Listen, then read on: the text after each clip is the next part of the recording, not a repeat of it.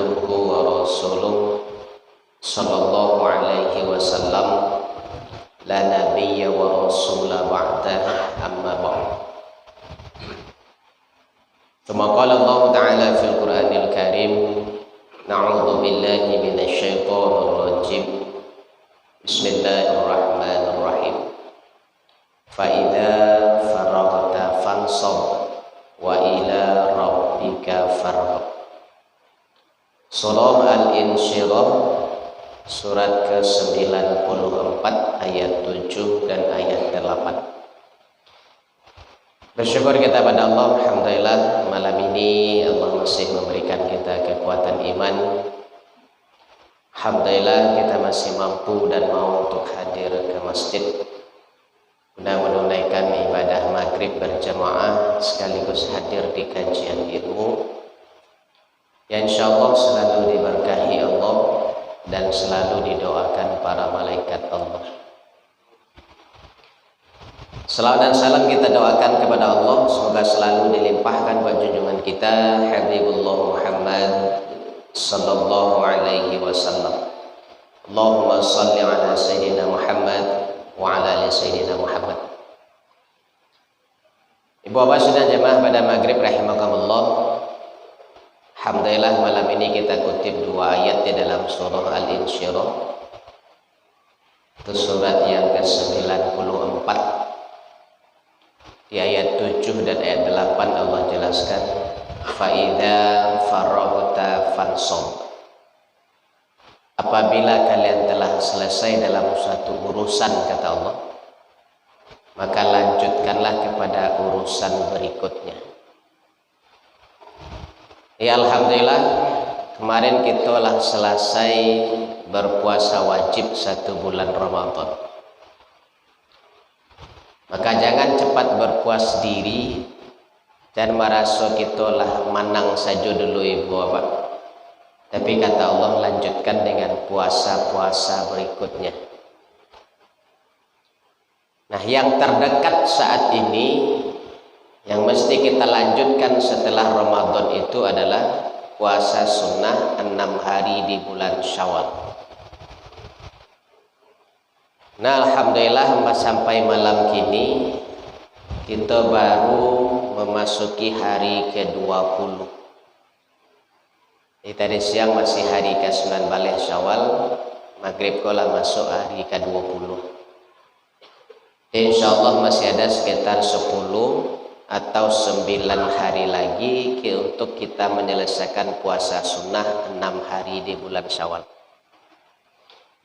Karena kata Rasulullah di hadis Muslim, siapapun yang telah menyelesaikan Ramadannya kemudian mengikuti dengan puasa sunnah 6 hari di bulan Syawal, maka pahala puasa Ramadan yang 1 bulan Allah sempurnakan jadi pahala puasa selama 1 tahun. Jadi kalau rumus matematikanya ibu bapak untuk Syawal ini 30 tambah 6 sama dengan 365 setahun. Tapi kalau di matematika awak 30 tambah 6 itu 36 saja gitu. Tak pakai 5 belakang. Kok bisa? Nah, kata Rasulullah kuncinya setiap puasa yang kita kerjakan itu Allah kalikan 10. Jadi untuk Ramadan nih bapak, yang kita hitung itu bulannya, jangan hitung harinya. Karena 1 bulan, hitungan hari 1 bulan di bulan Hijriyah itu kata Rasulullah tidak boleh kurang dari 29, tidak boleh lebih dari 30. Jadi kalaulah 29 hari, kita lah boleh rayu. Kalau ragu boleh diganoan jadi 30 dan besoknya lah pasti rayu. Karena jaraknya dibatasi wajib, tidak boleh kurang 29, tidak boleh lebih 30. Jadi kisaran harinya cuma 29-30 itu saja. Jadi setelah kita berpuasa 1 bulan Ramadan, itu yang 1 bulan Ramadan Allah kalikan 10. Maka kitalah berpuasa di sisi Allah itu selama 10 bulan. Maka setelah itu kata Rasulullah, ikuti dengan 6 hari di bulan Syawal. 6 hari kali 10, 60 hari. 60 hari sama dengan 2 bulan. Di 1 bulan Ramadan kitalah dapat 10 bulan, tambah dengan 6 hari Syawal sama dengan 2 bulan, maka yang 10 bulan ditambah dengan 2 bulan hasilnya jadi 1 tahun. Jadi yang 6 hari Syawal itu ibu bapak menyempurnakan Ramadan menjadi pahala 1 tahun. Jika awak hanya Ramadan saja tapi tidak berani menambah di 6 hari Syawal, maka pinjuannya untuk dijadikan Allah menjadi pahala puasa 1 tahun. Karena kurang 2 bulan lain. Nah, untuk menyempurnakan, mencukupkan dengan 2 bulan lagi itu, maka diambillah dari puasa 6 hari Syawal tadi. Maka supaya tetap mendapatkan pahala puasa 1 tahun, maka berusahalah setiap selesai Ramadan itu kita ikuti dengan Syawalnya 6 hari. Kemudian setelah itu ibu bapak tambah dengan puasa sunnah yang lain, Senin Kamis gitu, Yaumul Bid. Nanti setelah ini ada Zulhijjah, ada puasa lagi Arafah namanya, 1 hari menjelang Idul Adha.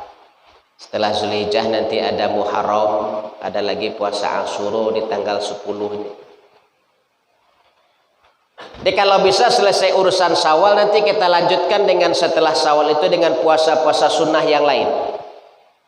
Karena keutamaan puasa ini pahalanya luar biasa di sisi Allah ibu bapak. Ini membuktikan kehebatan puasa itu. Kita kutip satu hadis qudsi. Hadis qudsi tidak sama dengan hadis Nabi bapak. Hadis qudsi ini Allah yang bicara langsung ke Nabi, dan Nabi yang menyampaikan ke kita. Sementara kalau hadis itu semua perkataan, perbuatan dan ucapan Nabi itu yang didengar, dilihat langsung oleh sahabat kemudian diceritakan. Makanya setiap ada diskusi Rasulullah menjelaskan ke sahabat, Allah berfirman. Kata Allah dalam hadis qudsi, setiap amal manusia itu akan kembali kepadanya. Kecuali puasa, kata Allah, puasa itu adalah untukku dan aku yang akan membalasnya nanti. Jadi semua amal awak untuk awak, balik ke awak, kecuali puasa. Di semua perbuatan yang kita lakukan di dunia selain dari puasa, kalau yang kita lakukan itu amal soleh atau perbuatan baik, maka perbuatan baik itu balik ke awak. Dek karena balik ke awak untuk buktinya nanti Allah catatkan dalam catatan amal awak ibu bapak. Dicatat dalam catatan amal awak, masuk ke dalam kategori amal soleh, maka catatan itu Allah simpan di Iliyin. Buka nanti surah Al-Mutaffifin surat ke-83 mulai ayat 20 ibu. Ketika ditanya apa itu Iliyin, dijawab oleh Allah, Kitabum Marqum. Iliyin itu adalah kitab terselubung. Kitabum Marqum kata Allah. Di semua perbuatan baik yang kita lakukan kembali ke kita, dicatatkan oleh Allah dalam catatan amal soleh kita, kemudian Allah simpan di Iliyin. Sebaliknya ketika kita berbuat buruk, berbuat zalim, berbuat aniaya atau bermaksiat, itu Allah kembalikan sadonyo ke awak, kemudian Allah catatkan dan Allah simpan catatan amal buruk kita itu di sijin. Apa itu sijin? Kata Allah dalam surah Al-Mutaffifin, Kitabum Marqum. Sama ibu. Iliyin Allah jawab dengan kitabum markum, sijin pun Allah jawab dengan kitabum markum. Ini sebenarnya harus menjadi pilihan bagi kita, catatan. Kenapa keduanya Allah jelaskan dengan kalimat yang sama? Walaupun kalau kita kaji tafsirnya Ibu Bapak, iliyin itu ditafsirkan oleh sebagian ulama adalah taman surga. Orang-orang yang melakukan perbuatan baik, innal abrara lafi naim, sama itu. Jadi setiap orang yang berbuat baik itu Allah tempatkan di iliyin. Iliyin itu ditafsirkan oleh ulama taman surga. Dan orang-orang yang berbuat buruk Allah tempatkan, yang berfujur Allah tempatkan di sijin. Sijin itu ditafsirkan liangnya neraka. Itu istilah penafsiran dari ulama. Tapi ketika Allah menjawab apa itu iliyin, kata Allah kitabum markum. Kemudian Allah jelaskan tentang sijin. Apa itu sijin? Allah jawab juga dengan istilah kitabum markum. Kitab yang terselubung. Jadi istilahnya sama. Jadi ketika Allah menjelaskan tentang iliyin, jawabannya sama, kitabum markum. Allah menjelaskan tentang sijin, jawabannya juga sama, kitabum markum. Jadi amal soleh kita disimpan di iliyin, amal buruk itu disimpan Allah di sijin. Pada saat kita diwafatkan Ibu Bapak, pada saat kita meninggal nanti kita dihisab, baru dipertimbangkan ya Allah mana yang lebih berat dan lebih banyak jumlahnya, amal kita yang disimpan Allah di iliyin atau yang Allah simpan di sijin. Itu mulai dipertimbangkan, itu dinilai di Allah. Nah, kalau seandainya yang berat itu adalah nilai yang Allah simpan di iliyin, maka yang di iliyin akan Allah ambil, dan Allah agihan ke awak Ibu Bapak, awak menerima besok dari tangan kanan. Berarti kalau tangan kanan kita menerima catatan amal kita besok, berarti yang di iliyin lebih banyak jumlahnya atau lebih berat nilainya daripada sijin. Kita menerima di tangan kanan besok. Tapi kalau sebaliknya sijin yang lebih berat daripada iliyin, Allah ambil yang di sijin tadi, diagihan ke awak menerima besok di tangan kida. Begitulah kita terima, apakah kita menerima besok di tangan suwu atau tangan kida, begitulah kita terima kata Allah, iqra kitabak, baca kitab kalian masing-masing. Itu yang dimaknakan oleh Allah kitabum markum tadi. Begitulah awak terima, baru disuruh baca hasil catatan awak surang-surang, hasil rangkuman perbuatan awak surang-surang. Di awak menjalani hidup ini sama menulis cerita surang Ibu. Tapi cerita kok hasil akhirnya apakah baik atau buruk tergantung dari awak yang melakukan. Begitu yang menerima di tangan kanan pas dibaca lagi galak dan badare. Tapi begitu kawan menerima catatan amal dari tangan kida, pas dibacanya, aku baru ayam mato dan badare. Ini nampak perbedaan. Makanya istilah Allah iliyin dengan sijin sama, kitabum markum. Jadi setiap amal yang kita kerjakan, Allah berikan tempat penyimpanannya, dan nanti itu diberikan kembali ke kita. Tapi yang mesti kita fahami Ibu Bapak, setiap amal baik yang kita kerjakan yang Allah simpan di iliyin itu, suatu saat bisa bertambah. Yang di iliyin itu nanti bisa jadi bertambah, atau bisa jadi nantinya berkurang. Bahkan bisa jadi nanti yang di iliyin itu habis sama sekali. Memang kok bisa terjadi itu Bapak? Kata Rasulullah, setiap amal yang Allah simpan di iliyin tadi, amal soleh yang kita kerjakan tadi Allah simpan di iliyin, nanti akan Allah ambil untuk membayar dosa zolim kita kepada orang lain. Selain dari puasa itu, sholat, sedekah, zakat, haji, umroh, menolong orang, melapangkan urusan orang, mempermudah urusan orang, semua itu masuk ke iliyin. Tapi semua itu nanti bisa jadi habis katanya. Diambil dari Allah untuk membayar dosa zalim awak kurang. Apa dosa zalim awak ibu apa? Pertama fitnah. Awak fitnah orang tak tanang hidup orang di awak, sudah tu nak lo diselesaikan di katu hidup ke nak ada permohonan maaf dan segala macam.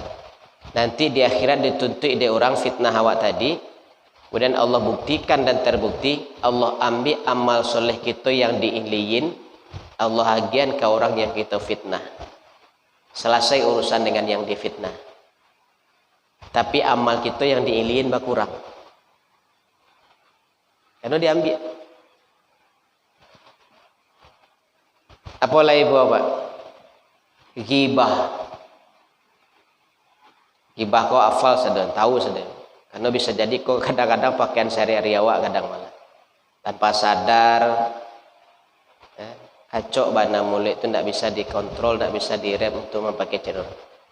Awalnya menanyok kabang, sudah tu jadi sampai ke ujung.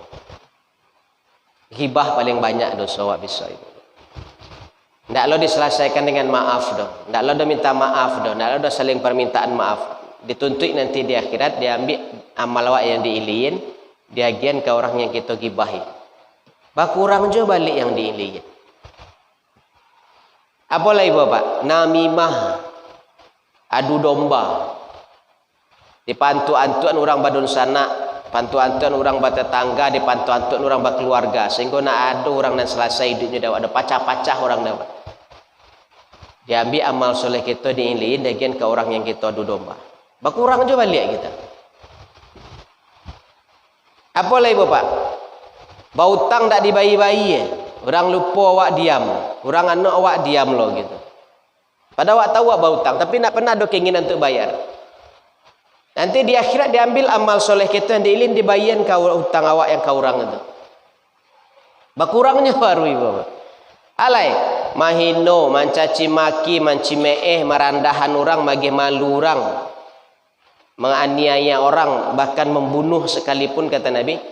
Diambil sado yang diilin itu dagian ke orang yang kita zolimi tadi. Bahkan ketika yang diilin Allah simpan tadi, habis amal awak tadi. Nah ada yang bisa diambil adalah dadak. Bahkan dadaknya pun lah disapu dari malaikat untuk bisa menebus dosa awak ke orang tua. Nah ada cik pun yang tinggal ada ibu apa. Malaikat lapor, ya Allah tidak bisa lagi. Kenapa? Amal solehnya yang diilin habis. Tidak ada untuk pembayar. Sementara yang menuntut masih banyak. Dah balik posisi ke jauh. Ambil dosa orang itu pindahan kayaknya. Karena diilin tidak ada cadangan amal untuk pembayar dosa zalim awak. Diambillah dosa orang itu diagian kawak. Begitu diagian kawak, Allah simpan di sijin. Di sijin bertambah jadi bawa. Yang diilin habis, yang disijin bertambah. Aduh juga masuk tambah juga baru disijin. Aduh juga baru menuntut diambil dosa orang bertambah juga sijin. Sehingga yang kita kumpulan dosa ibu. Allah dosa awak tidak berkurang, dosa orang pun bertambah kawak.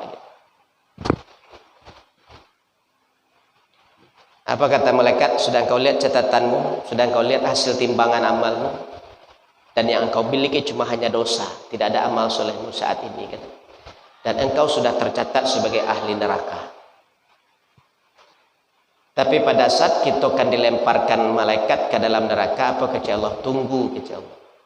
Masih ada cilai amalnya yang alun diperhitungkan. Apa itu kata malaikat? Puasanya kata Allah. Itu makna terdalam dari masalah puasa. Puasa itu untukku kata Allah. Di pahala puasa awak selama kau ibu bapak tidak pernah Allah masukkan ke dalam catatan amal awak doh. Tapi langsung Allah ambil. Begitu selesai berbuka, pahala puasa diambil dari Allah, disimpan dari Allah. Tidak digabungkan ke catatan amal awak. Sebab kalau digabungkan, disimpan Allah diiliin, suatu saat bisa habis. Makanya kata Allah, puasa itu untukku. Semua amal manusia kembali kepadanya kecuali puasa kata Allah. Puasa itu untukku kata Allah. Allah yang akan membalas nanti. Jadi kalau awak banyak solat, awak banyak sedekah, banyak yang lain ibu bapak, selagi mulut itu tidak bisa ditahan untuk memakai cian aib orang, Selagi acok lupa untuk memfitnah orang, menggunjingan orang, mencaci maki orang, menghina orang, sebanyak apapun solat yang kita kerjakan, suatu saat bisa habis. Sebanyak apapun sedekah yang kita lakukan, selama kita tidak bisa mengendalikan mulut kita, suatu saat bisa habis. Tapi kalau kita banyak puasa, khususnya puasa sunnah ya Bapak, puasa sunnah tidak digabungkan Allah ke dalam catatan amal kita, sehingga tidak digaduh-gaduh untuk membayi dosa zalim awak ke orang. Di pahala puasa itu utuh untuk awak sadun. Dan bisa jadi nanti begitu Allah letakkan di iliyin yang lah kosong tadi, bisa jadi jumlah pahala puasa kau lebih berat daripada dosa yang ditimbang di sijin tadi. Tapi puasanya yang model lapo tiba. Makanya mulailah kita perbanyak puasa sunnah lagi. Kalau kita selama kau masanan seka puasa wajib. Puasa wajib kau jumlahnya setahun cuma 29 atau 30 hari. Kalaupun Allah kalikan 10 cuma 300 hari puasa awak terhitung di sisi Allah dalam setahun. Tapi coba kita hitung-hitung balik Ibu Pak. Coba kita tambah dengan puasa sunnah. Kita coba lakukan sunnah Senin Kamis 2 kali seminggu, kali sampai minggu dalam sebulan. Berarti 2 kali sampai 8 hari kita berpuasa Senin Kamis selama 1 bulan. Kalikan 11 bulan. Berarti awaklah berpuasa sunnah Senin Kamis selama 88 hari. Lebih banyak daripada puasa wajib. Awak puasa wajib patang 30 hari misalnya. 30 hari tambah Senin Kamis setahun itu 88. Nah, berapa jumlahnya Ibu? 30 tambah 88. 108 balik. Ikolah mada saya ke gua. Ya Pak. Saja acok menggunakan utak Jepang lah lama utak surang. 30 tambah 88 lah mangka saja. Anak sana tentu lah. Itu dia biasa menggunakan utak Jepang tu lalu lama utak surang lah. 30 tambah 88 118 hari awak puasa. Tambah lo ya mulbit 3 hari dalam sebulan. Kali sebalih bulan 33 hari, lebih banyak lo lah daripada puasa wajib. 108 balik tambah 33. Berapa Bapak? 151. Tambah 6 hari Syawal. 157. Tambah Arafah sehari. 158. Tambah Asyura gak 2 hari, 9 dan 10 Muharram. 160 hari awak puasa. Kali 10 kecil Allah. 1600 hari kita puasa Ibu. Dalam waktu 1 tahun kita berpuasa 1600 kali. Dibandingkan kalau hanya wajib cuma 300 kali dalam setahun. Kali sekian tahun si semua awak. Coba bayangkan bara banyak pahala puasa yang Allah simpan Ibu. Semua pahala puasa itu Allah simpan. Langsung Allah tarik, Allah naikkan ke atas. Tidak masuk ke dalam catatan amal awak. Sehingga pahala puasa pun tidak digaduh-gaduh oleh Allah.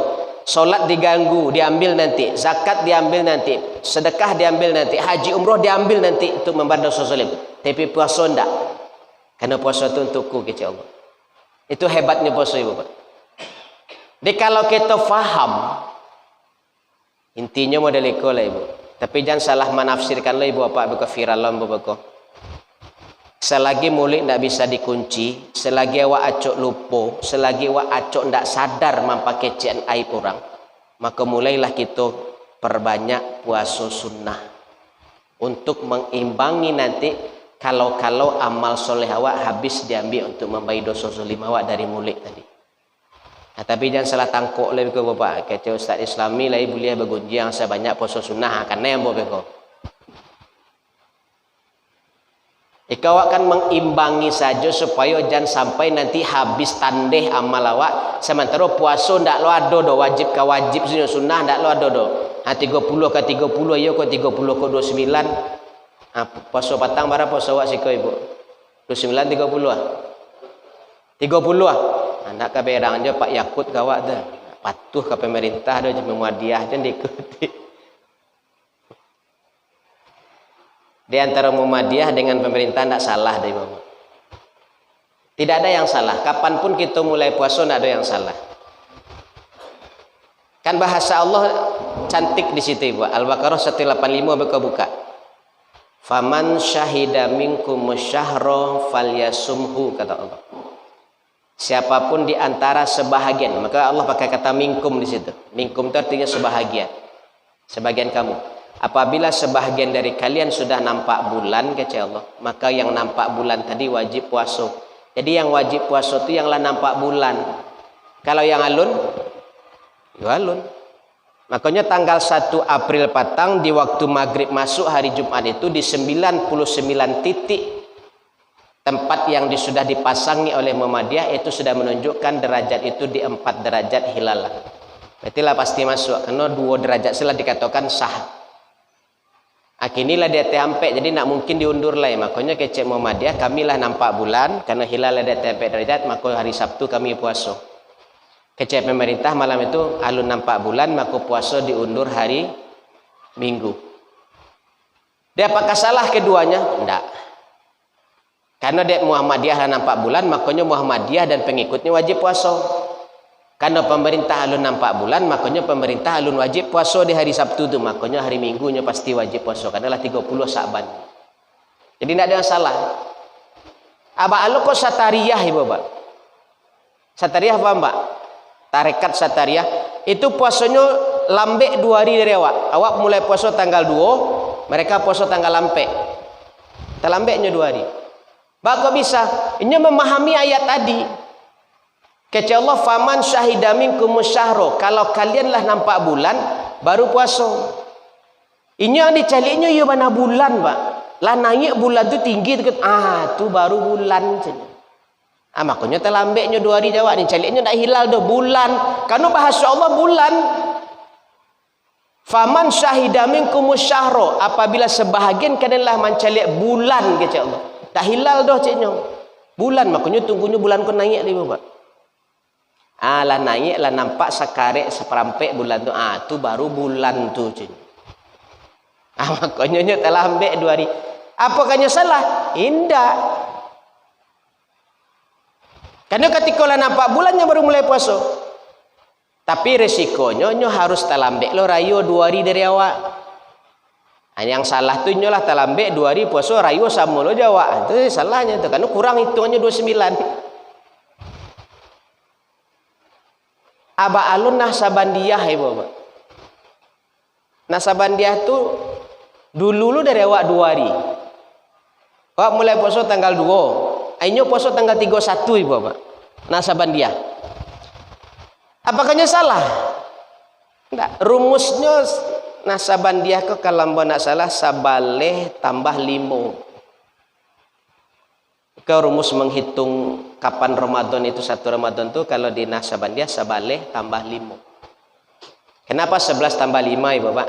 Sabaleh itu selisih hari dalam tahun antara Masehi dengan Hijriah. Masehi itu jumlah harinya setahun 365. Masehi itu setahun itu jumlah harinya 365. Sementara di Hijriah jumlah hari itu setahun itu 350 ampek. Aco kurangan Ibu Bapak. 365 dikurangi 35 ampek. Karena selisihnya sabaleh.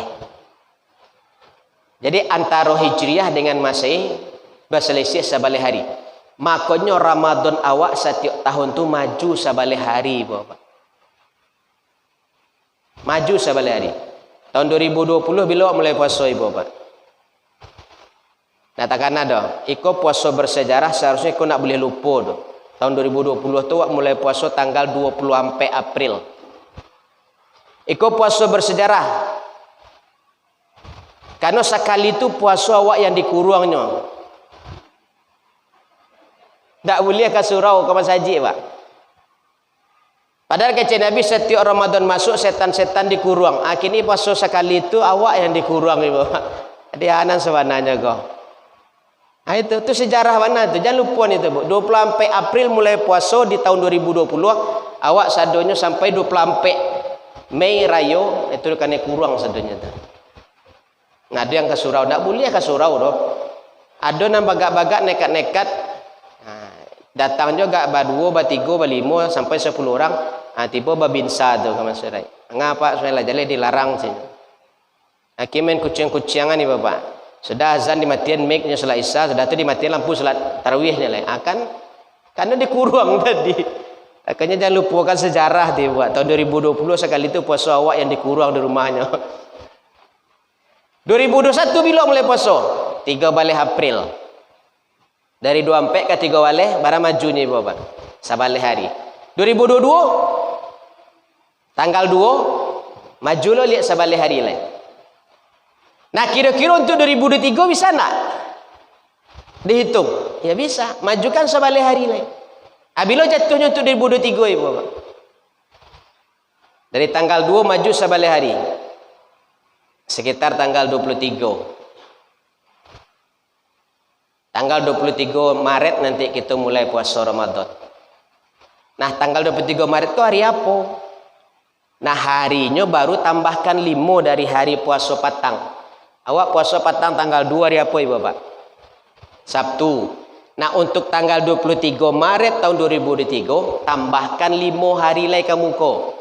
Sudah Sabtu, Ahad, Senin, Selasa, Rabu, Kamis. Berarti tanggal 3 Maret tahun 2023 jatuhnya hari Kamis. Coba buktikan Pak yang punya HP. Ada nak buat HP Bapak? Coba cari kalender 2023. Betul nak 23 Maret itu hari Kamis? Cari beko di HP di rumah. 23 Maret 2023 jatuhnya hari Kamis. Ikololah dasarnya pengurus-pengurus masjid mencari ustadz tahun 2023 Ramadan ini Bapak. Makanya kadang-kadang mohon maaf Bapak, kami kok dianggap ustadz yang ongeh dari pengurus. Banyak ustadz yang ongeh kini. Bukan ongeh, tapi memang caranya model itu. Ambo pribadi Bapak, orang puasa tanggal 2 April. Ambo tanggal 10 Maret lah ditelepon. Ustaz, konfirmasi jadwal Ramadan tahun 2022. Di masjid kami, Ustaz tarwih hari itu, tanggal itu. Subuhnya hari itu, tanggal itu. Ini cocok Ustaz? Alhamdulillah cocok Pak. Berarti oke Ustaz? Oke. Itu tuh tahun 2022 itu. Orang puasa tanggal 2 April, ambo tanggal 10 Maret lah ditelepon. Oke Ustaz? Oke. Untuk 2023 oleh Ustaz. Model itu Pak. Kadang bapak garan, Pak puasa 2022 sudah tentu puasa bok le doa aja. Pak lo ke 2023, iya kait itulah cara Ustaz beko lo ditong masalah puasa bok ndak puasa bok yang penting jalan kami minta dulu cik. Atau pasola dibuat. Taruhnya tanggal sekian 2023 Ustaz subuh tanggal sekian. Mau ndak mau kami pun tak paso biar jadwal jadinya Bapak. Model itu tuh sampai tanggal 1 April itu kamilah barisi untuk 2023 itu sebanyak 26 sampai 27 hari. Baru masuk puasa kedua tanggal 3. Tanggal 3 itu tarawih ke-3 malamnya diminta dia pengurus sesudah tarawih Ustaz tolong isi jadwal untuk 2023 Ustaz. Mohon maaf Pak ambola panuh agak jadinya. Batu Ustaz 2 hari puasa baru Ustaz 8 puasa 2023. Ya Pak caranya Ibu Pak memang model itu caranya ke pengurus. Karena pakai rumusan nasabandiah tadi. Jadi tanggalnya akan maju tetap 11 hari. Jadi dalam 1 bulan itu Ibu Pak akan terpakai 3 tahun. 2020 24 April. 2021 3 balih April, 2022 tanggal 2 April, 3 tahun itu. Nanti bulan Maret akan terpakai lagi 3 tahun. 2024, 2023, 2024, 2025 selesai Maret. 2026, 2027, 2028 selesai Februari. 2029, 2030, 2031 selesai Januari. 2032 nanti akan basobo Natal Jorayo serentak. Akan basobo deh. 24 Desember awak rayo, 25 Desember Natal. Basobo nanti itu. Karena maju tarikh sebalik hari, maju sebalik hari, maju sebalik hari. Maju tarikh Ramadan tu karena selisihnya sebalik hari. Itu yang dipakai Bapak. Dan itu berlaku sampai kini. Makanya kalau untuk mencari jadwal 2024 lah bisa kini Bapak cari itu. Kalau seandainya 2023 nanti tanggal 23 April mulainya, 23 Maret, berarti bulan tahun 2024 maju sebalik hari. Berarti tanggal sebalik atau tanggal 2 balik Maret nanti mulainya tahun 2024. Lah bisa dicari kini itu Bapak. Memang rumus itu. Dari mana mereka tahu? Dari surah Al-Kahfi ayat 25. Apa kata Allah? Ashabul Kahfi itu tertidur di dalam gua selama salah samiatin sinina wasdadu tis'ah. Mereka tertidur di dalam gua itu selama 300 tahun tambah 9. Hati-hati menterjemahkan itu Bapak. Itu bukan 309 tahun itu, tapi 300 tahun tambah 9. Dari mana hitungannya Bapak? Dari selisih sebalik hari tadi. Jadi karena selisih hari antara Hijriah dengan Masehi sebalik hari setiap tahun, maka dalam jangka waktu 33 tahun akan terjadi selisih waktu itu 1 tahun. 33 tahun di Masehi, 34 tahun di Hijriah. Karena 33 kali sebalik berapa Bapak?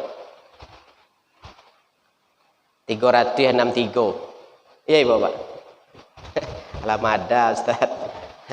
Dek lama kau tak Japang ada tak surang di pangan lah. 33 kali sebalik 363. 363 berarti lah setahun dah Bapak. Karena setahun di Masehi 365. Di Hijriah 354. Berarti 363 berarti lah dianggap 1 tahun selisihnya. Jadi 33 tahun di Masehi, 34 tahun di Hijriah. Itu dalam waktu 33 tahun. Kalau dalam waktu hitungan 100 tahun, berarti berapa selisihnya Bapak? 3 tahun. 33, 66, 99. Berarti 3 tahun bedanya. Selisih waktunya. Kalau dalam waktu 100 tahun, akan selisih 3 tahun. Nah kini kece Allahnya lalu di gua tu 300 tahun. Berarti kalau 300 tahun berapa selisihnya Bapak? 3 kali 3, 9. Berarti selisih antara Masehi dengan Hijriah adalah 9 tahun.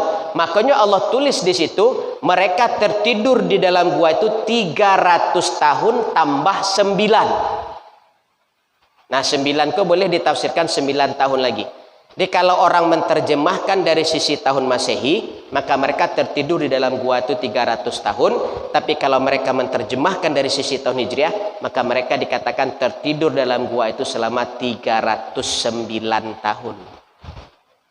Itu rumusnya itu. Abah kecewa ke menyalahan Nasabandiah. Karena itu dikajinya sampai situ. Jadi nanti 1 Ramadan itu lah bisa diperkirakannya. Maju sebalik, maju sebalik, maju sebalik. Tak itu tarik. Tak itu tarik. Jadi tidak bisa kita salahkan. Yang salah itu apa Ibu Bapak? Awak tidak punya ilmunya, amanyalahan orang lu tu. Itu yang banyak terjadi. Puasa kalian lah kau. Lah tinggi matahari baru kamu mulai puasa. Lah tinggi bulan baru kamu mulai puasa. Puasa lah itu je. Adanya tak lambek, lambek lo rayonya. Puasa kalian kau lah 1 Syawal malah lah takbir orang mah puasa ile haram lah itu. Yang di awak iyo lah haram. Karena lah cukup harinya. Dia nyo halun lah Ibu. Nyo baru 27. Ya wajib lah nyo puasa 2 hari lain. Dia awak lah 29 lah 30 makanya awak lah mulai. Jadi itulah Ibu. Dia mulai kini perbanyaklah puasa sunnah, pasang niat, pasang tekad. Kalau perlu nekat awak kini lah Ibu Bapak. Basobok Senin Kamis puasa, basobok Yaumul Bid puasa, basobok Jumat Asyura puasa, basobok Arafah puasa. Karena satu-satunya yang menyelamatkan awak itu besok. Cuma sayangnya Ibu Bapak, setan hebat lo strateginya untuk menghabiskan pahala puasa awak. Kau dapat awak setiap puasa kau yang dapat cuma hawih julapa saja. Apa program iblis yang paling hebat kini Ibu Bapak? Jadi kalau ada aja patang kau dikerajokan, besok aja dikerajokan je lah Ibu Bapak. Program terhebat iblis untuk menghabiskan pahala puasa awak adalah ngabuburit. Ngabuburit itu program iblis tuh. Orang kadake-dake maghrib tuh disuruh keluar tuh. keluar je. Beko tiba di jalan di pantu-antuannya wak. Ya orang keluar sadonyo. Ledo simpang 4 macet, ledo simpang 3 macet, orang keluar sadonyo. Sudah tu beradu-radu di jalan tu, tang jinyo. Yang beradu onda semonda, yang kadang matu orang bawanya. Sagadang kurang bantak ndak baci mato. Abi tu kalau puasa ibu bapak. Sampai bacakak di jalan tu parang muli, bahkan nyo absennya jumlah yang ada di kebun binatang begitu tinggi cie-cie sadonyo, nyo absennya di jalan tu. Habis tu pahala puasa. Karena intinya puasa kan jihadun nafsi, parang diri surang. Nak bisa mengendalikan diri berarti kalah awak di situ. Ya habis pahala puasa. Itu hebatnya iblis. Di antaranya wak ke jalan sadonyo tiba di jalan di pantu-antuannya habis nilai pahala puasa wak. Padahal kata Rasulullah Allah dekat dengan 2 orang. Kalau bersobok banyak doa di situ. Pertama kata Nabi Allah paling dekat dengan orang yang sujud. Maka ketika engkau sujud panjangkan sujudmu dan perbanyak doa di situ. Karena di situ Allah paling dekat kata Nabi. Yang kedua Allah paling dekat dengan orang yang lapar. Maka ketika engkau merasa lapar berdoalah kepada Allah karena di situlah waktu yang terbaik untuk berdoa. Nah orang puasa kok lapar enggak ibu bapak? Lapar. Bila puncak lapar awak? Ketika mendekati waktu berbuka, itu puncak lapar. Di saat puncak lapar itulah puncak doa dikabulkan Allah. Awak disuruh keluar di iblis di puncak doa itu. Itu hebatnya iblis. Kata Rasulullah kalau kalian bisa hadir ke masjidku, kalau masjidku berarti Masjid Nabawi, dan usahakanlah berdoa di raudhah. Raudhah itu adalah taman surga yang Allah hantarkan ke dunia. Satu-satunya itu di Masjid Nabawi itu. Antara kamar Nabi, jo mimbar Nabi. Kini kuburan Nabi kemarin. Itu raudhah. Dihantar Allah ke bumi. Berusahalah untuk masuk. Rela orang mengeluarkan piti puluhan juta untuk bisa datang ke raudhah itu, Bapak. Untuk umroh atau haji datang.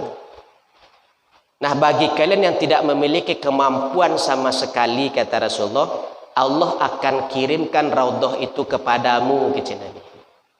Ditanya oleh sahabat, kapan itu Rasulullah? Ketika engkau sedang berpuasa kata Nabi.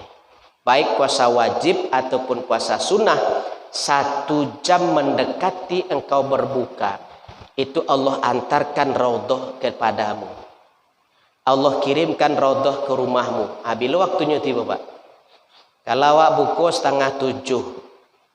Berarti bila mulai raudhah ku dihantar Allah ke rumah awak 5:30. Allah hantar raudhah ke rumah awak 5:30, awak jam 5 lah tintiang keluar.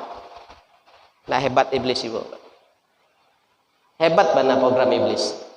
Allah raudhah awak ilaan, awak tulak, tiba di jalan awak dipantu-antuan habis pahala puasa. Pulang awak berbuka yang awak dapat apa cuma ibu Pak? Awih jo lapar. Pahala tak dapat. Jadi ingatlah ke anak-anak awak, ke cucu awak ibu bapak, kalau bisa mendekati waktu berbuka tu jangan keluar joleh. Iko mangah harus barabui orang ke maghrib keluar ibu bapak.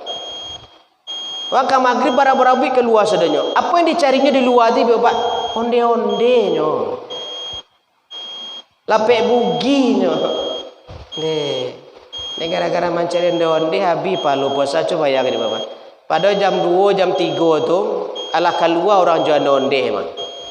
Abang kau nak keluar di jam itu di saat orang lalu jam 2 jam 3 tu awak keluar sebentar agak 10 minit pergi mencari onde keluar.